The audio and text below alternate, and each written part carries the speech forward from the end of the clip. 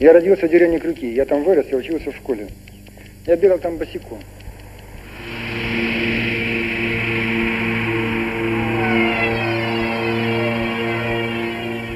Так вот, деревня Крюки самое сильное загрязнение в Белоруссии. Там волосы дыбом стоят и щелкают от радиации. И вот я был там недавно, еще раз. Это надо самому увидеть. Я понял, что я потерял родину навсегда, потерял, понимаете? Надо прочувствовать. Помнить, когда ты вот босиком бегал, здесь жил, и видишь совсем не то, и понимать, что ты это уже никогда не будешь. Ты навсегда это потерял. Так мы все потеряем вот так, понимаете? Я это понимаю. Не только Крюки, не только Брагинск район, на всю страну, всю планету, понимаете?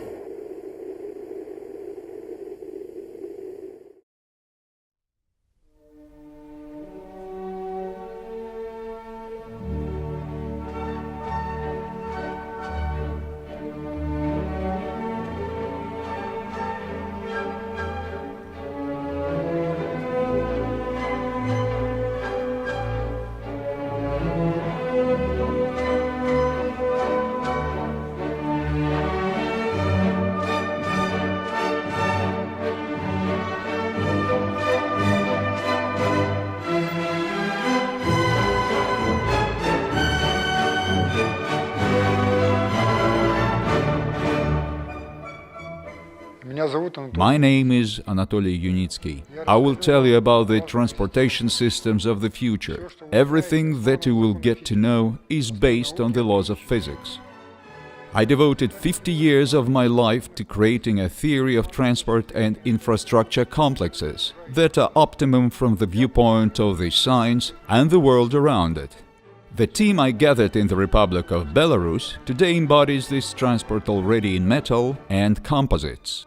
The technology developed by us will ensure the transition of humanity to a fundamentally new stage of civilizational development in the near future.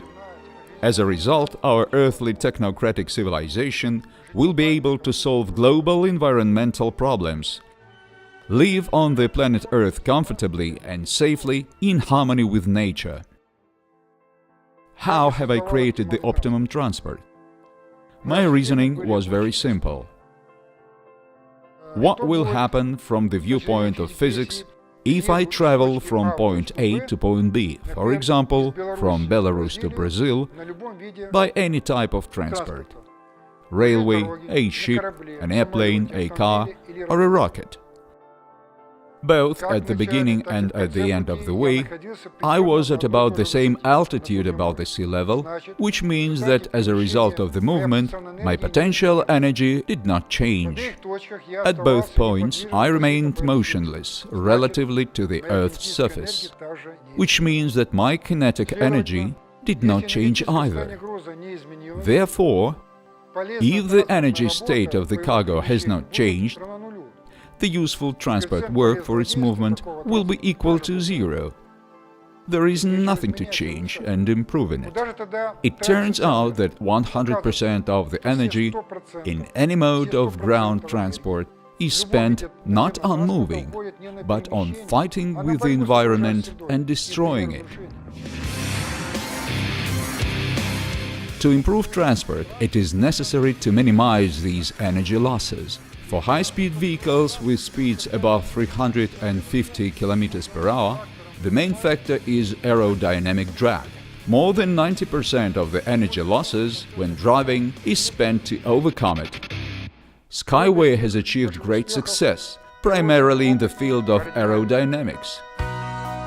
The drag coefficient of our railcar, called Unibus, is 7 times lower than that of Bugatti. It is 0.06. The optimum aerodynamic shape of Unibus is determined on the basis of dozens of blowdowns in a wind tunnel, starting from 1995. Such high rates were achieved also by eliminating the airfoil effect that occurs when driving on the roadway. Air flows around the vehicle moving along the roadway unevenly, above and below, with compression under the bottom and turbulence behind. But if you raise the vehicle high above the roadway, As it is done in the SkyWay transport, aerodynamics improve immediately by 2.5 times. Our rolling stock moves along string rails that do not create an airfoil effect. In fact, they are stretched through the air. In addition, the land under SkyWay routes remains untouched. Forests will continue to grow on it, agriculture will be maintained, the natural soil hydrology will be preserved, and the migration routes of animals will remain. Issues of harmony with nature, technically implemented in the SkyWay transport, are relevant today as never before.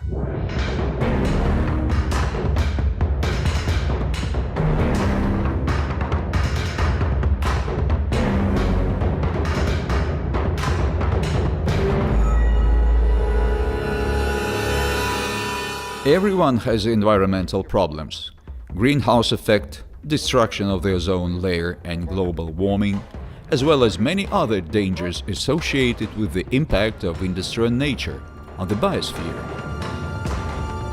The current environmental crisis is a natural result of human experience accumulated in the process of interaction with nature. The population of the planet is increasing, and the level of its consumption is growing. The modern world has consumed such an amount of natural resources during 15 years that has been used by mankind for all the previous time of its existence. We live in debt and deplete the planet, consuming more than the Earth can give us.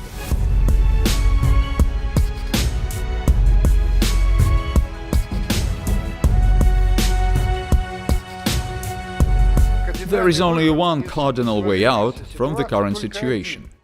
It is necessary to provide the Earth's technosphere with an ecological niche outside the Earth's biosphere.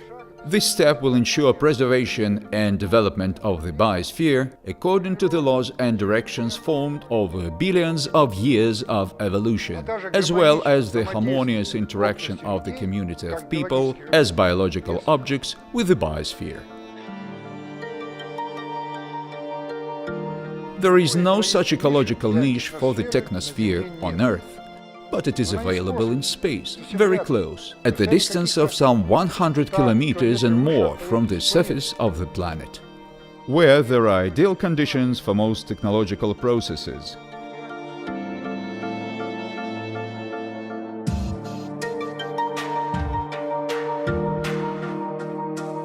Zero gravity, vacuum, high and cryogenic temperatures, unlimited raw materials, energy and spatial resources. To accomplish this qualitative transition, humanity already has all the necessary resources.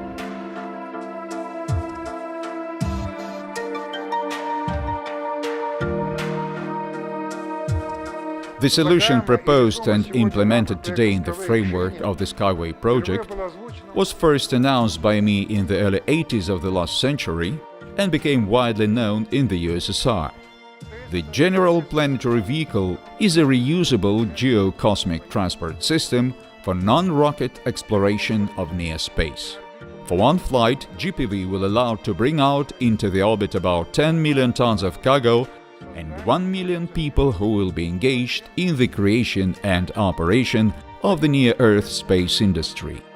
GPV will be able to go out into space up to 100 times in 1 year.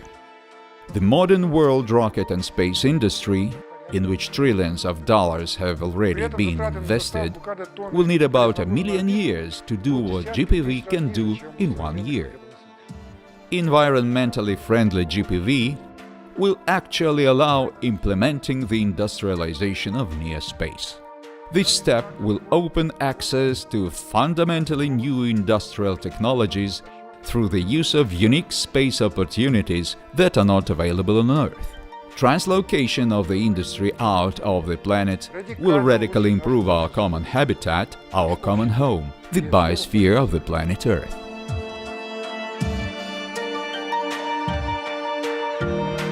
The technological basis for the erection of the launch overpass will be the SkyWay systems that will make it possible to obtain profits from the project at the initial stages of its implementation by transporting passengers and cargo on the planet's surface. SkyWay routes will start to earn money. People will be able to build housing along them and develop businesses. The SkyWay transport and infrastructure complexes will give impetus to the development of previously undeveloped lands. Thanks to the SkyWay overpasses, the lines of modern informational communications, electricity, water and fertile soil will come to the most remote corners of the planet. Man and nature will finally be in harmony with each other. The ideas that have changed the world in the past have always seemed fantastic and unreal to contemporaries, but they took on a real embodiment with the efforts of engineers. We have not inherited the earth from our ancestors. We have borrowed it from our descendants. We are obliged to work out this debt. Otherwise, we will not have the future for all of us. The earthly technocratic civilization will disappear as a failed experiment of the universe.